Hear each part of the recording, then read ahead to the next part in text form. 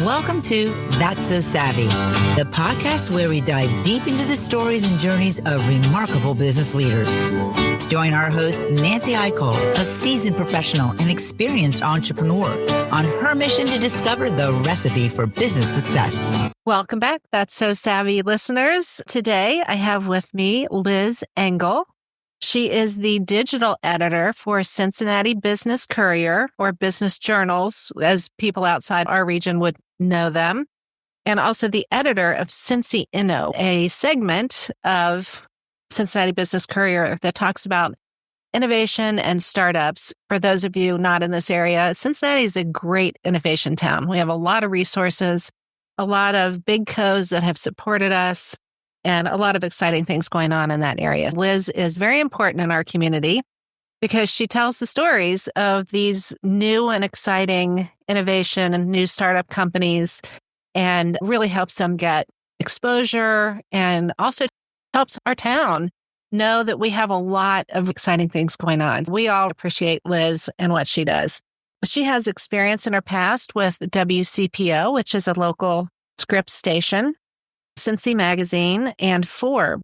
She's a Cincinnati native. She is a D1 college volleyball player. She calls herself a recovering college athlete. Hope she's not still recovering too much. And very important to me, she is a big Bengals fan. So hopefully now you're also a Buckeye fan after the national championships. My brother lives in Columbus, so by default, I guess I can claim that. Yeah, well. But yeah, anything for Ohio. Yeah, there you go. That's So Savvy podcast is supported by wonderful listeners like you. If you would like to hear more of our podcast and be more involved, please go to patreon.com, patreon.com, and you can donate as little as $5 a month or as much as you'd like to support That So Savvy podcast. If you'd like to advertise and reach our rapidly growing audience, please email us at thatssosavvypod, P-O-D, at gmail.com. Thatssosavvypod at gmail.com. Thank you for listening. Thank you for your support. And we look forward to bringing That So Savvy podcast to you for a very long time in the future. So Liz, welcome. Thank you. I'm glad you're here. Really excited to be here. Yeah. So we've known each other for a while through different business things. Tell us more really about who you are and your family. And then let's talk about what it's like to be the editor of Cincy Inno. Yeah. Well, like you said, I'm a Cincinnati native. I went to Mount Notre Dame to answer that question. That's a big question in Cincinnati where you went to high school. That's right. So we'll get that one out of the way. My dad grew up here. My mom is in Iowa. She grew up there. They met, moved here. And yeah, Cincinnati, lived away for about 12, 14 years and decided to come back. The region was drastically different, a lot of growth. We've just continued to see that, especially in the role with the Courier. The Courier plays a big role in our region. There's so much business going on in Cincinnati at all levels. And the Business Courier here does a great job of covering all that. It really is informational. It's not so much news, even though obviously you break the news and you talk about things. So I love the Courier for that reason. They also are super involved in the community as far as recognizing people in all different walks of life, all different kinds of businesses, lots of awards, lots of mentoring, which a lot of support for women-owned businesses, which I love, and women in business. I've seen over the last 10 or 15 years, because of what the Courier does, huge growth in support of our female executives around town and female business owners. And I know you've been a big part of that. We just did our annual Mentoring Monday program. I think we had 200 women and mentors gather for that. And it's like a speed dating situation where you're getting advice from amazing female leaders in our community. We call it our Women of Mass Destruction list, which is our Women Who Mean Business list. The Inno Awards too, maybe not just female focused, but looking at the next up and coming idea, concept, and people we need to know. We have such legacy companies in this region like P&G and Kroger, but what's kind of the next? Who's the next big leader? What's the next big idea? rally around that idea, build and support those people specifically. Businesses that are being started in our local colleges at UC, at NKU, at Xavier. And that's pretty impressive. I'm not sure that a lot of other communities do that. We do an under 25 award, so kind of like a 40 under 40, but obviously a little bit narrow for demographic. When I interview those award winners, it's really inspiring to me because I don't think at that age I had quite the idea of where I wanted to go and this life-changing kind of idea that they have. I want readers to know about you so they can rally around you and they can keep you in this ecosystem and they can give you the support that you need, especially early on, because that's the most critical stage to getting to where you need to go. Exactly. And I think it's really important in all of our innovation that we do everything we can to keep those businesses here. Because I know initially when we were starting in the startup phase, the fear was that we would invest all of this time, energy, money into these organizations or these new startups, and they would leave us because we didn't have the ongoing resources. Well, that has changed dramatically in this region. And we're seeing more and more, not only them staying here, but other companies starting elsewhere and coming here because it's a better place to do business, the cost of living, all the things. So it's an exciting part of our community. I'm sure that other organizations and markets out there have similar things, but it's been really exciting to be right in the middle of it here in Cincinnati and see the transition and see the evolution. So let's talk a little bit about journalism and how it's changed, even since you started in this career. How did you decide that you wanted to get into journalism in the first place? And then how has it evolved with social media and AI and all the things? I kind of fell into journalism in a very roundabout way. When I went to college, I wanted to be an economics major. I took an AP course in high school and I was like, this is it. Like my favorite course I've ever had. And I probably didn't do myself any favors freshman year at university. I took a 3-hour night class on econ and it really did me in. So then I was like, I have no idea what I'm going to do. I took out a course book, which is like the phone book of all the classes and majors they offered. I made it all the way to S before I found something that excited me. It was sports journalism. I had always been a strong writer, loved reading, spent a lot of time with books growing up, and it was always kind of my best subject. And then the sports angle, I mean, I grew up playing volleyball, basketball, soccer, went to college on a scholarship. And I was like, well, that's easy. I can write about sports. I know sports. My first newspaper job, though, there was not an opening in the sports department. So I did a lot of other things. I covered city and county government, healthcare, which I really enjoyed. Then a job on our business desk became open. The Great Recession hit. And I can't remember who said it, but it was something along the lines of, there will never be a shortage of stories to tell right now. They won't all be positive, but they'll be really important. For me, that gave a layer of importance to the business beat in particular. And ever since then, I was hooked. Right. Yeah. So from the time that you started into journalism until now, I think we all know that there have been things that have impacted journalism. But what has been the biggest difference between when you got started, how you did your job, to how you find stories, how you track stories, how you distribute the information? Yeah. I mean, the shift from print to digital has been pretty drastic. I really appreciate the Courier and our commitment to staying with print. We put a lot of effort into design and making the cover story every week more magazine, like a really good feature for people to pick up and read. It kind of reminds me of the Sunday paper when I first started. That was where you put your best stories and effort.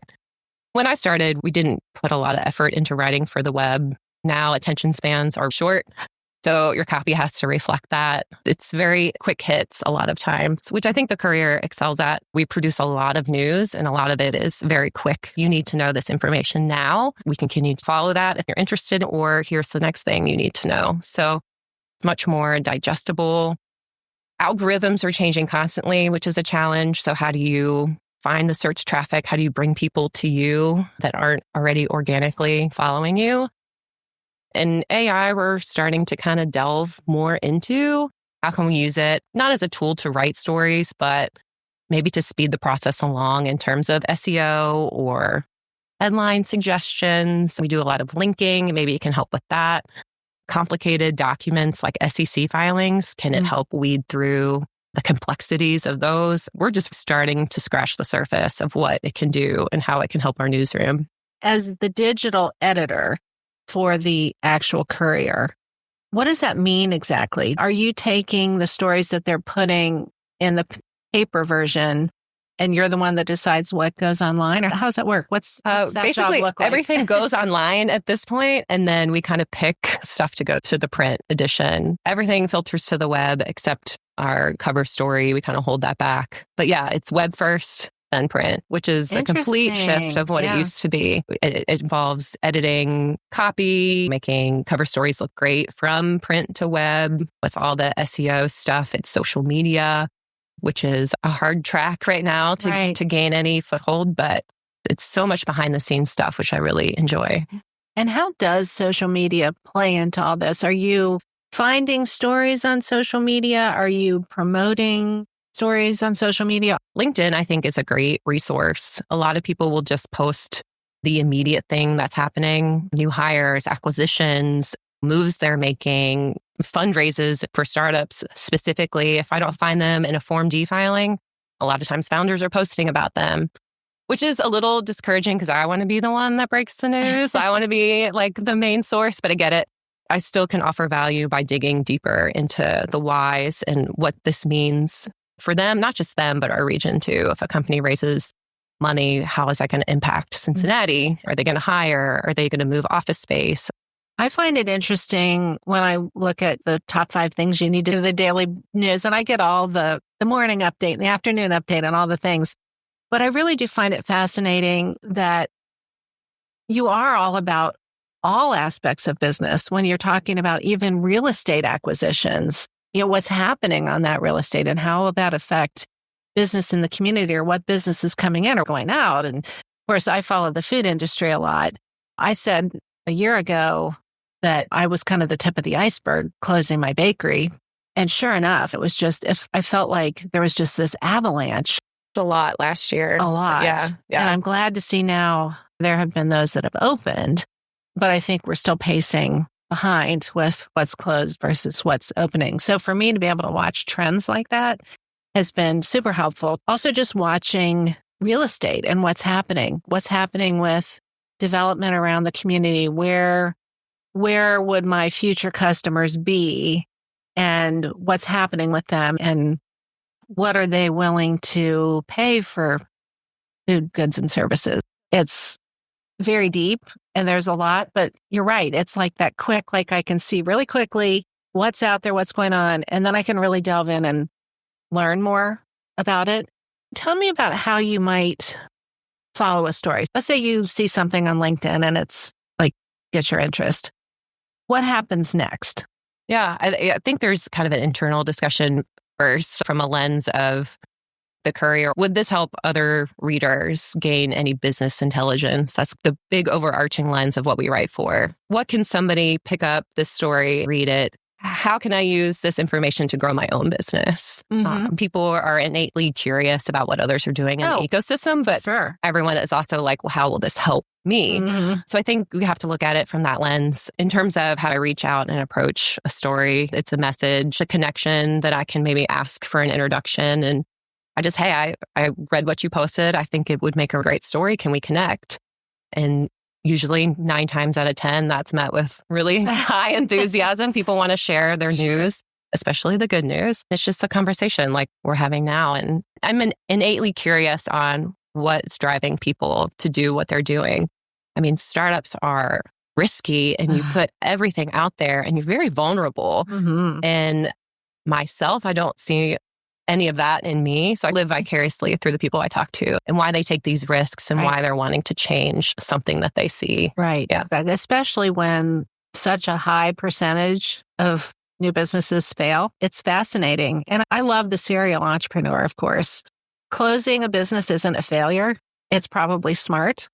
Agree. You've learned along the way and made new connections. You've built your network. And so you're ready for the next thing. Yeah. And I think that's that spirit of the entrepreneur that they all have. And most people, when they don't move forward with a particular idea, you're going to see them back. Absolutely. Which is fun. Yeah, I like that you mentioned that because I think it's equally important to tell the stories of what didn't work and why, because there's so many lessons that can be learned from that. We had a startup a few years ago, Coterie, one of our most promising companies. They had massive layoffs. And this was right around the tech downturn. A bunch of companies were laying people off. It's kind of uncomfortable to approach a founder and say, hey, this really bad thing happened. Do you want to talk about it? David was very open and honest, and I appreciated the dialogue we had and why they made the changes they made. It positioned them for greater success. These are the situations we're dealing with day to day in business. I think it's equally important to share those stories as well. Absolutely. And I think the wise entrepreneur isn't actually married to that business. They're married to success and to doing well, but you have to be able to look at your business objectively. If it's not working, it's not working. It has to either be closed or fixed. That's the kind of entrepreneur that is going to be back with the next best thing or something different, and they'll be successful. I had almost that exact same experience. When I closed the bakery, your food editor reached out. It was the busiest several days of my life. We had more customers in 48 hours than we probably had in whatever. Like, where have you been? So he made the announcement that we closed. I called him back and said, I'm sorry I couldn't take your call, because it said I couldn't be reached for comment. It wasn't because I didn't want to. So I called him back and he was very gracious. He's like, yeah, I'd love to hear your story. He wrote a huge article. And for me as a branding PR person, I'm like, I got to own my story and I got to tell the truth about what had gone down, which was great. Helped me get through that difficult time. But it also helped other people to see, sometimes you have to pull the plug. And that's not always terrible. It's really terrible if you bankrupt yourself. Exactly. And I can imagine it's tough when you have an emotional tie to a business. But like you said, you have to be smart and you have to be looking at the bigger picture and not just what this means to you. Right. Yeah. And you can't worry about what people think. Yeah. And I think you guys are great about telling the stories so that it is a business perspective. It's not what can be posted on social media that's opinion. It's really, this is actually what happened, and this is the business ramifications of what just went down, which I think you guys are great at. So what's your favorite part of what you do? Oh my gosh, I love storytelling. I love the whole process of writing an article, like the gathering, the interviewing, and putting a piece together is kind of like a really complex puzzle. And when it fits together, it's just the best feeling in the world. Sometimes I do like to think that nobody reads what we write, and that way I can shelter and bubble if they don't like it or it's not well received. Not that that drives what we do, but yeah, it's all around. It's really fun. I'm really nosy, so this is a good way to know what's going on in the city in a very roundabout way. I'm from here, and I've seen how far we've come in terms of growth. Tell people all the time, we're hyper local. We're super focused on Cincinnati. We live here. We want the community to succeed, so we're here for that purpose. Not all good stories all the time. What has been maybe a very challenging situation or pushback from someone that you wrote about? Yeah, I mean, sometimes when businesses close, you get that after effect and you can't really take it personally. It's your job to tell the story and get the information out there. Yeah, I don't know. We're so, I think, well respected in the community that we don't get a ton of that. I kind of walked into that situation and I knew that going in. Like I said, we're here, we're supporters. We ultimately all want the same thing. Right. So, yeah, I think that helps. When they announced that I was closing, it helped me because I got tons of customers we hadn't seen in a while. And so we got tons of business, but also a ton of support. I heard from a lot of people. Being able to tell my story has helped with my future. So it's not always bad news. And the way you position it in such a business-like way, I think is super helpful. Tell me a little bit about like when you're not writing, what are you doing? Oh my gosh. Well, I have 3 kids, so it's really just kind of playing chauffeur at this point, taking them to everything. Our youngest just started kindergarten. So for the first time, we have 2 kids in one school, which is amazing. Yeah, it's a lot of that, spending time with family. My parents are in Cincinnati, so spending time with them, shuffling kids around, reading. I ran for a while and got out of that habit, but would love to start running again. Did a couple marathons, but it was really good to have that time to yourself. It's a long distance, so you get a lot of time to yourself. So maybe that's a goal this year, to reboot. But just staying busy and active and reading, writing, all that stuff. Yeah. So when you're not writing for work, are you writing your journal? Do you write fiction? I wish I did. At the end of the day, it's sometimes hard for me to pick up a novel and read it. But on the weekends, I'm getting better at that. Yeah, 3 kids, it's hard. Yeah, they're better now about entertaining themselves. So I have a much longer stretch of time most days to do that. But I always have wanted to write a book, but I don't know what it would be about. In your journalism, you source all your information from other people or filings or data. I don't know how organically that would come together. It would be interesting. When you write stories, the most important part of a story is the lead. It's what draws people in. It's the first part they read, and you really have to hook people to get them to continue reading. Right. And you'll just wake up sometimes in the middle of the night and the lead will be at the top of your head, like a light bulb moment, and you have to write it down or voice memo. That happens all the time. So maybe on the novel front, it'll be the same thing. It is. Yeah. Wow. That'll be exciting to watch. Yeah. Keep me posted. You can come back and promote your book on the podcast. Go. Oh my gosh. So before we go, I want to know a little about some local companies to watch, especially those that will go national since we have a national audience. I think Coterie is one of them. They're insurtech, specifically focused on small businesses and making it easier to buy policies.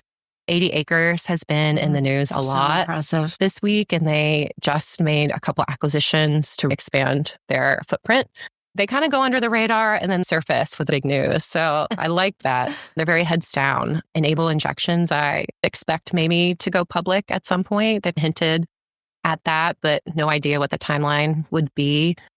There's so many. Pantomath is a data orchestration startup in Mason, a really, really smart leadership team, and they are growing extremely fast. Oh. Court Avenue, a marketing agency we have downtown. So many companies that we could champion. A lot of repeat founders, which is exactly what you want to see at our stage in the ecosystem. Mm-hmm. What Centrifuge Capital is doing, infusing dollars into these companies at a very early, risky stage is just incredible. I think it'll pay dividends. Yeah, that recent transition in their focus has been really refreshing. Yes. And very exciting. The founders I talk to are so encouraged by it. A lot of them sometimes have trouble gaining traction locally, raising locally. So this is just one more avenue for them to explore. That's great. We've got a great ecosystem. And it's exciting to see your personal role in it and the role of the Business Courier in Cincinnati in particular. So thank you for all that you do for the community. You've been so supportive of me along my career path. I really appreciate all that you do. Excited to see what you have coming up soon, hopefully. I'm going to ask you a fun question. When you wake up tomorrow morning and you're not waking up putting notes in your phone, and you wake up anywhere in the world, where would it be and why? I think Positano, Italy. It's where we went on our honeymoon. It's one of the most peaceful places I've ever been. Really just love Italy in general. Where is that in Italy? Southern, along the sea, cliffs, right on the ocean. It's just beautiful. And it seems very isolated, which I appreciated at the time. You kind of just seemed disconnected from the rest of the world. Nice. We've always talked about going back. If we could just snap a finger and be there, that would be... That'd be great. Next big anniversary. Yeah, we have 10 years next year. Oh, so wow. maybe. That'd be great. And then my second question is a life hack. What's your favorite life hack right now? There was this delivery company, Dinner to Doorbells. Have you ever heard? That was one of... It came through AV. Just having meal prepped things delivered, like even lunches and salads. They're no longer in operation, I believe. Any kind of meal delivery, Kroger delivery, Target pickup, anything that comes to my door. I have to be in a grocery store. I have to pick my own produce. But delivery has changed my life. Yeah. And the hack on that is make sure you get the actual Kroger Blue delivery truck every time. Nothing against Instacart, but if you want the produce, fresh it comes from the warehouse. Exactly. Yes, I probably order so much. They know exactly where we live. So it makes a huge difference. And even now when it's really just my husband and I still do delivery. And my husband's like, are you so lazy? I'm like, no, I'm not lazy. It's just more efficient. I don't impulse buy. And it's one less thing I have to do. I can focus more on my business and my other things. It's a great life hack no matter where you are in the stage of life. I had 3 kids in 3 years. And if we had had grocery delivery back then, I would have been a better mom and a better wife. There you go. I can't wait to see where that space goes. It's exciting. And it's exciting to have Kroger right here where we're seeing innovations. One more innovative thing going on in our community. Big fan. Yeah. Well, thanks, Liz. Thanks. This has been really fun. I hope to have you back another time. Yeah, anytime. So that's So Savvy listeners. Thank you again for listening. A few reminders to be sure to share, follow, tell your friends about us. And for sure, give us a 5-star rating whenever possible, because that helps us get our great guests out to more listeners. That's it for today, and we'll see you again in a couple of weeks.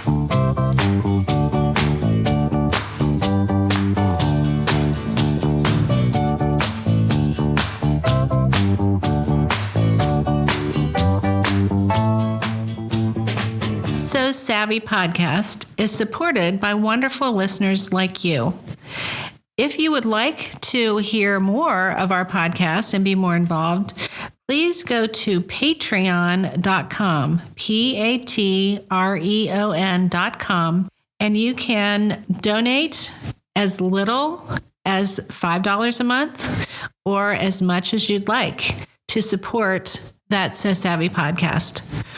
If you'd like to advertise and reach our rapidly growing audience, please email us at thatssosavvypod, P-O-D, at gmail.com. thatssosavvypod@gmail.com. Thank you for listening. Thank you for your support. And we look forward to bringing That's So Savvy podcast to you for a very long time in the future.